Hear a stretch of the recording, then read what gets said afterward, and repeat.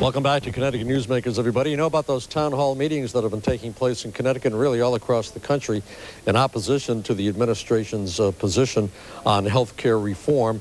And two of the groups that have been very active in lining up some of the folks, although it's been basically spontaneous, to go to these town hall meetings and to object to what they've been hearing out of Washington.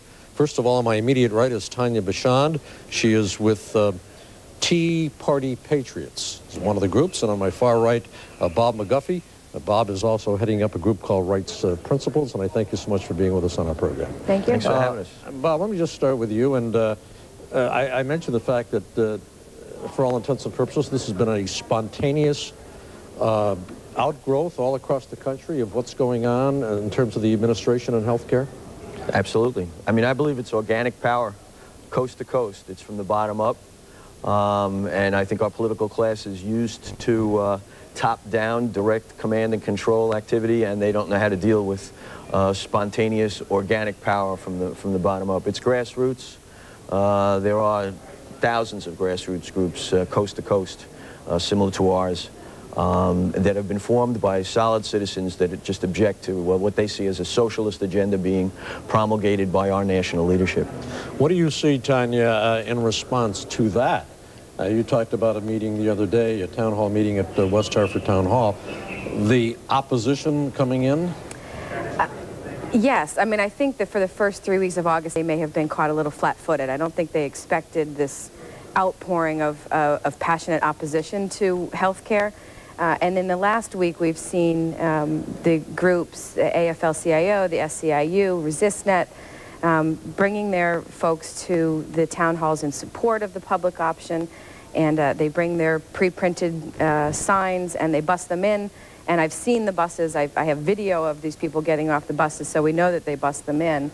And, you know, they shout loudly and we shout loudly, and we sort of go back and forth, and, you know, that's what makes this country great, is they can shout loudly at the top of their lungs, and so can we, and we can all shake hands at the end of the day and go about our business.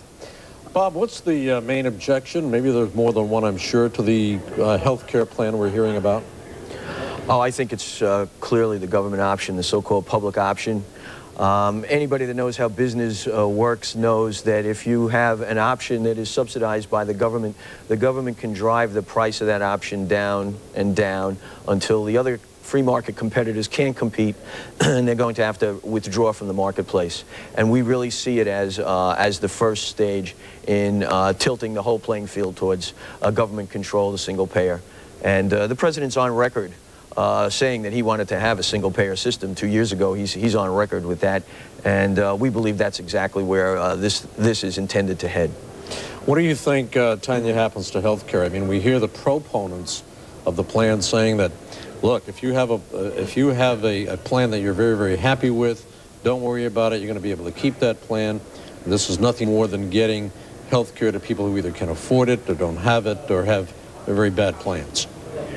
I think that they need to read the bill, because that's not what the bill says. H.R. 3200 has a provision in there that technically, if you have health insurance now and you keep your job, and can you keep your insurance? Yes. But if you move or if you don't have it, you are going to be forced into the public plan because you're not allowed to get other and private insurance. It's right there in the bill. So I think that they need to read their own bill. Now, there's a couple of different versions of it. I think there's 3 in the House and 1 in the Senate, so who knows how it's ultimately going to end up. But they're incorrect when they say that, because ultimately everyone's going to be forced into it. Bob, what impact do you think that you've had? I mean, lawmakers, I don't know if we're changing any minds one way or the other on this with these town hall meetings, but have you been able to assess the impact, at least at this particular point? Well, I think when you look across the country, this political class is not used to the people standing up and pushing back at them. And a lot of truth has been said in these town halls. As you look across the country, there's been some powerful statements by regular people. And then when those representatives go back to their caucus, they're going to know they heard from people. They're too used to and they're too accustomed to an easy time where they stage these town halls and they fill them with their supporters, and they get good sound bites and they get good video for their campaigns, and they make the community think that everything is just fine and everybody agrees with them, and that is not the case. And I think this season we've come out all across the country to show them there's a significant portion of this country that does not believe in the agenda being put forth by these people. Tanya, what's the status of everything right now in terms of the legislation? I mean, has it even been written yet? Do we know what's in there? Do lawmakers know what's in there? I mean, what's going on with this thing? I don't know. I mean, I know that there are 3 bills in the House that that came out of the various committees. I've heard rumor that there's an actual written Senate bill, although I haven't seen it. I haven't been able to obtain a copy of it. It's not to say it's not out there. I just, I've been busy. So who knows? And with the president's speech on Wednesday, all bets are off. We have no idea what he's going to say. Some are saying that he's going to stick to his guns. Some are saying that, well, we need to get everyone together and start over. But we just don't know. Well, whatever it is, however, my particular contention is that any federal government meddling in health care is unconstitutional. It runs afoul of the Enumerated Powers Clause and the 10th Amendment.